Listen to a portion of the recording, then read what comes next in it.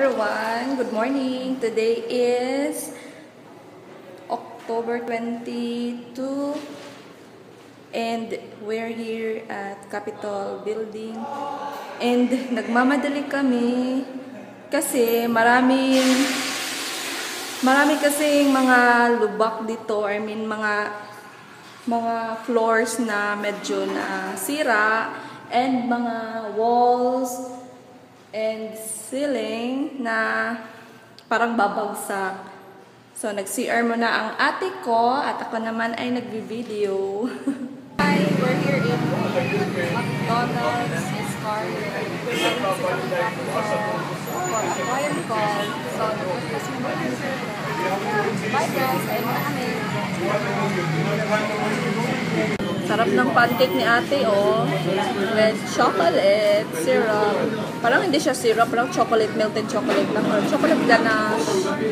I'm having longaniza. And we're having coffee. Hi, ate. So, that's my ate. Galing kaming client call. This is my nail of the day. So, as you can see, I paint my 3 fingers with this neon pink color. I use a nail color from a Korean brand. I forgot the name. Then there's remaining 2. I paint this with light blue frosted color. Then I put glitters and also this one. Yeah. I love my nails and I want to show you guys my 2 nails. I use the blueberry from Caronia brand, and that light blue over there is from Satsan nail color. I mean, yeah, nail color. Then I use my striper to put a design. This is a white striper. Then, ganyan siya.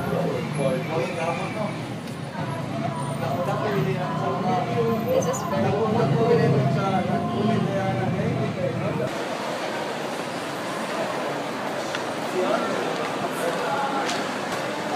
Ate, awat eh. Hi! We're here in Ayala. We'll go to National Bookstore to buy ball pen. Just ball pen. Pero dalawa kaming pupunta doon. Just to buy ball pen.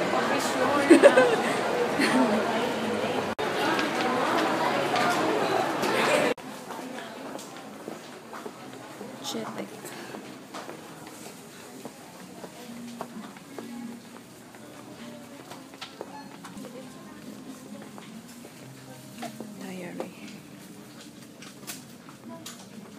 Bible Diary. This is Padre Pio.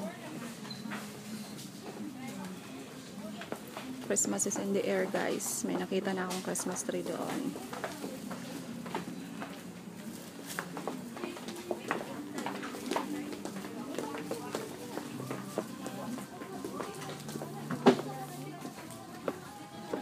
Look at that. Cute, cute, cute.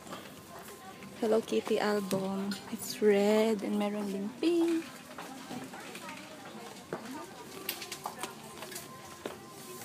Hindi ko ma-open. Nung bata ako, mahilig ako sa scrapbooking. Mag-scrapbook. Pero ngayon, parang nawala na yung hilig ko sa mga ganyan.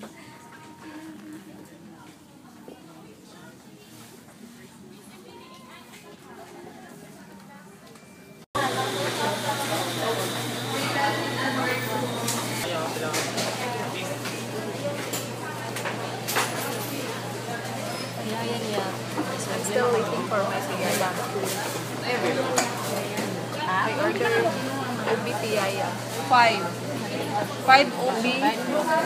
Wala din may plain. Okay. So I ordered ubi piyaya. It costs 650 while plain is 5.50. 550. And I'm eating hot dog.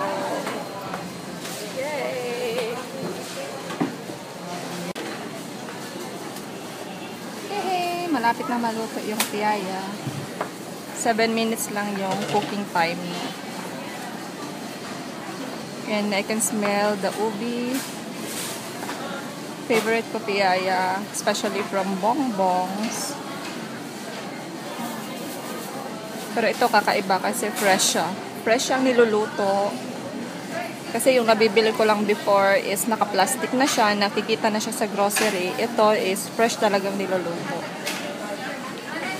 So 7 minutes akong naghintay and after this, uwi na ako. Hi guys! I'm home! Ngayon dito ako sa kusina kasi kumakain ako ng piyaya. Yung binili ko sa Ayala kanina, ayan. Ayan, favorite ko to. And na-surprise ako kasi nung bumili ako ng hotdog, meron palang ginagawa na fresh doon. Kasi yung nabibili kasi dito is nakapack na siya and medyo dry na yung feeling niya sa ilalim. Kasi nga, nakapack siya. So, hindi siya fresh. Kasi itong piyaya guys is nag-originate ito sa Bacolod. So, sa mga recipe ito ng mga Ilonggo siguro. Tapos, yun nga, so fresh yung nabili ko. Ayan, 3 na nga lang eh. Actually, 5 yung binili ko. Pero nung pauwi na ako, kinain ko yung 2. Takaw, no? Ayan.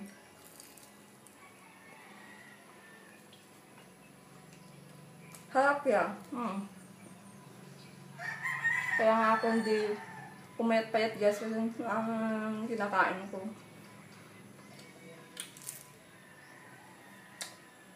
Medyo flaky yung ano niya. Gano'n. Flaky naman yung ano niya. Parang pinaka-ibabaw niya. Tapos sa ilalim, may laman siyang ubi. Na medyo parang jam. Gano'n. Ubi jam. Pero masarap siya.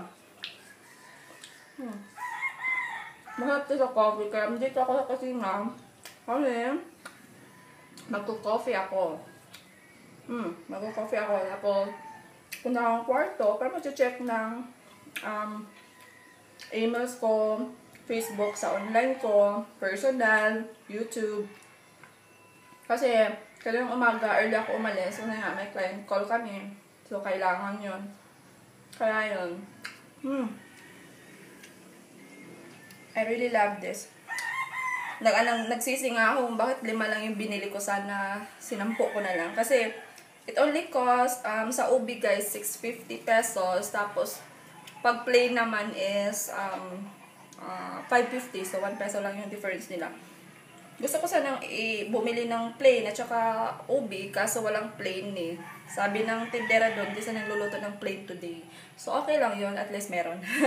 Kain mo na ako guys. You're hungry? Ha? Kaya ganyan siya guys. Kasi ito yung naamoy niya nung mabuksan ko. Ayan. Ito yung favorite niya na turkey feast roasted. Ng Fancy Feast. Yung brand niya is Purina yata ito. Yeah, Purina. And, ayan. Amoy pa lang. Parang takam na yung pusa siguro. Ayan. Kasi kahit nga ako ay nagustuhan ko yung amoy. Hindi siya katulad ng nabibili ko na Whiskas na talagang fish yung andon. Tapos makikita mo talaga yung bits ng mga fish. Since I'm having chicken pork adobo tonight, so meron din yung nobita ko.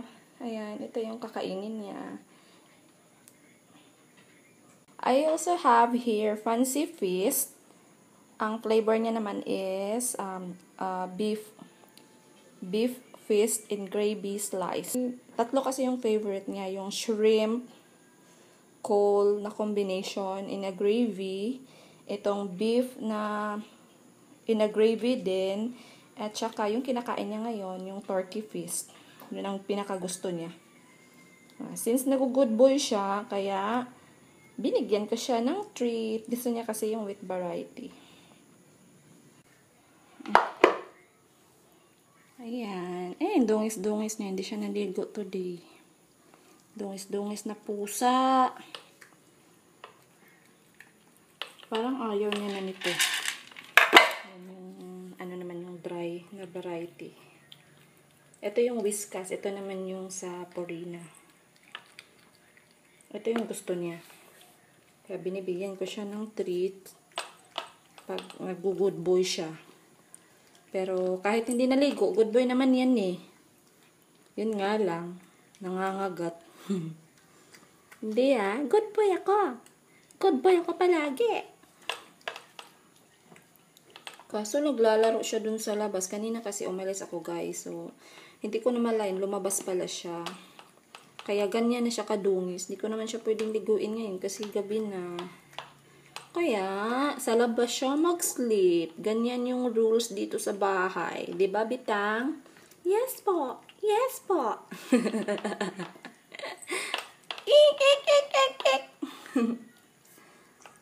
Say it well. Yan na yung natira sa pagkain niya.